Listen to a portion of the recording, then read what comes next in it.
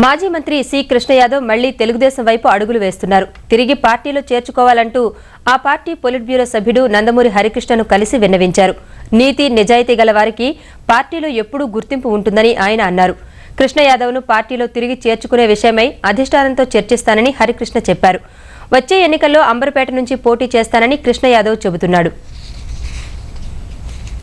Supreme court judgement ఇది కూడా తీసుకొచ్చి చూపించారు.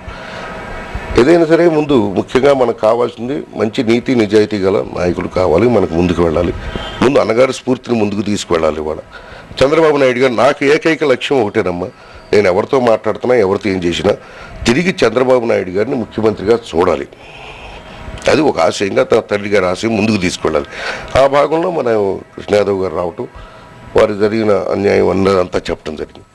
ఒకసారి కలవాలని చెప్పి కలిసి జరిగినటువంటి విషయాలను కూడా చెప్పాలనేటువంటిది ఆ విధంగా చెప్పడం జరిగింది. కాబట్టి ఎన్టీ రామారావు గారి స్ఫూర్తి తోటి మేము రాజకీయాల్లోకి వచ్చాం.